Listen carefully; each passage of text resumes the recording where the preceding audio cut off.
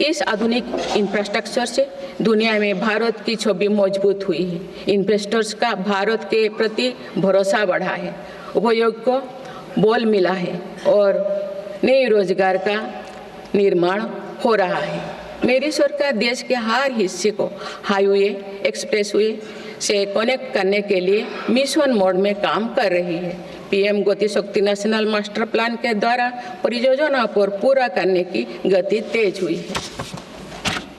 2 साल पहले बुनियादी ढांचे का बजट लगभग 2 लाख करोड़ रुपया था, जो पिछले बजट में बढ़कर 11 लाख करोड़ रुपया से अधिक हो गया।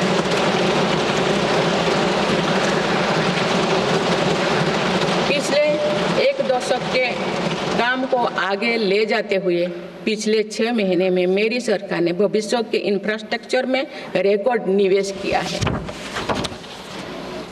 बाड़मेर में भारत के पहले डीप वाटर मेगा पोर्ट की आधारशिला रखी गई है।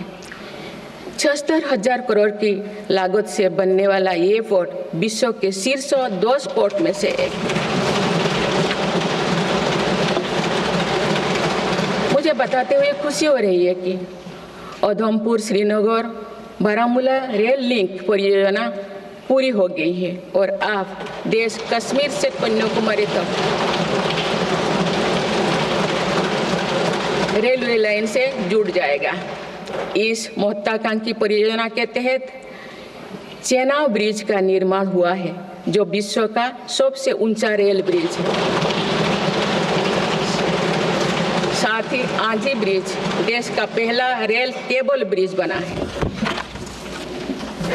सिंकुन ला सुरंग पर काम भी सफलतापूर्वक आगे बढ़ रहा है। निकट भविष्य में पूरी होने पर यह विश्व की सबसे ऊंचा सुरंग होगा। इससे लद्दाख और हिमाचल प्रदेश के बीच 12मासी संपर्क बना रहेगा।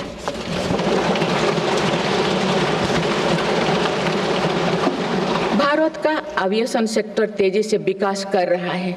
देश की एयरलाइन कंपनियों ने 1700 से अधिक नए विमानों के ऑर्डर दिए हैं। इतनी बड़ी संख्या में आने वाले विमानों के परिचालन के लिए हम एयरपोर्ट्स का विस्तार कर रहे हैं। पिछले 1 दशक में देश के एयरपोर्ट्स की संख्या 2 गुनी हो गई है।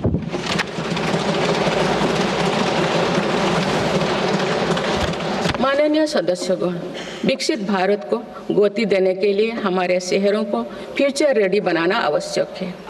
इस दिशा में मेरी सरकार ने शहरी सुविधाओं का आधुनिकीकरण कर उन्हें एनर्जी एफिशिएंट बनाने पर जोर दिया है। साथ ही नए शहर के विकास के भी नींव रखी जा रही है।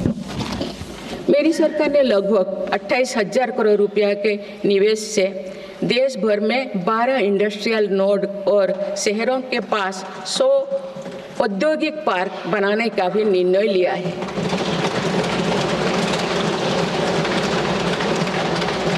शहरी यातायात को सुगम बनाने के कार्य लगातार जारी है। दिल्ली, पुणे, ठाणे और बेंगलुरु में मेट्रो प्रोजेक्ट्स और अहमदाबाद भुज रूट पर शुरू हुई नमो भारत रैपिड रेल सर्विसेज विकसित भारत के शहरों का स्वरूप है।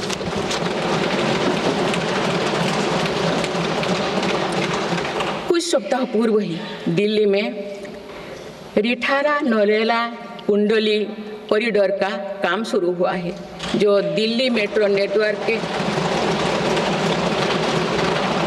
बड़े सेक्शन में से एक होगा। मेरी सरकार के निरंतर प्रयास से दिल्ली में मेट्रो टूर लगातार बढ़ रहा है। 2014 में दिल्ली एनसीआर में मेट्रो का कुल नेटवर्क 200 किलोमीटर से भी कम था। अब ये बढ़कर दुगुना से भी ज्यादा हो गया है।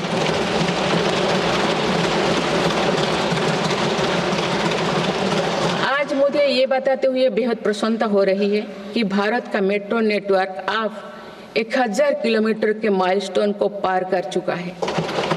भारत अब मेट्रो नेटवर्क के मामले में दुनिया का तीसरा सबसे बड़ा देश बन गया है। लगभग 8,000 करोड़ रुपया के खर्च से देश में 52,000 इलेक्ट्रिक बस चलाने का भी निर्णय हुआ है। इससे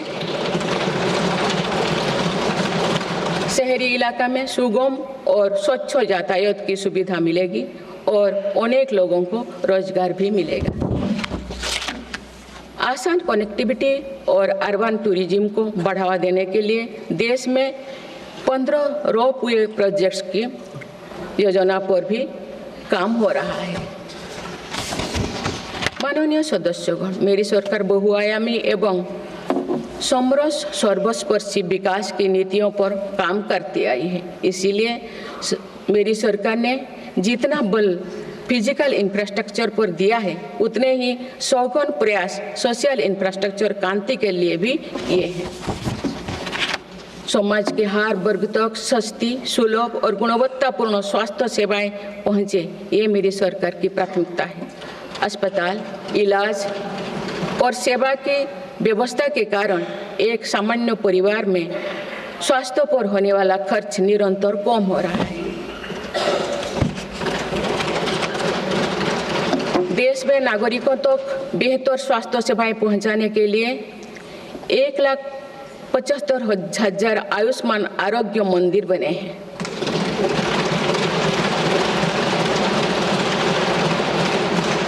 देश में कैंसर मरीजों की बढ़ती संख्या और इलाज में होने वाले खर्च को देखते हुए अनेक कैंसर दवाओं को कस्टम ड्यूटी में से मुक्त कर दिया गया है।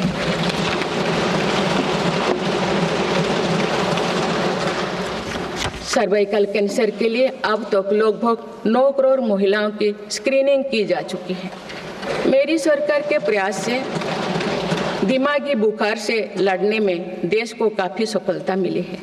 इससे होने वाले मृत्यु दर अब घटकर 6% रह गए। राष्ट्रीय टीबी उन्मूलन कार्यक्रम के अंतर्गत टीबी के मरीजों की संख्या भी घटी है। मेरी सभी देशवासियों और माननीय सांसदों से आग्रह है कि हम सब मिलकर टीबी मुक्त भारत के अभियान को सफल बनाने में अपना योगदान दें। भारत में मातृ मृत्यु दर और शिशु मृत्यु दर में भी व्यापक सुधार हुआ है। गर्भवती महिलाओं और बच्चों के टीकाकरण कार्यक्रम की सही ट्रैकिंग रखने के लिए यूइन पोर्टल लॉन्च किया गया है।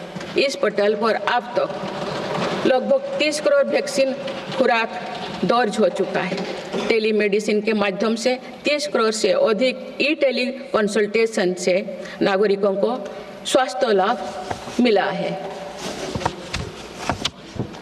सरकार अगले 5 सालों में देश के मेडिकल कॉलेजों में 75,000 नई सीटों के सृजन के लिए भी काम कर रही है।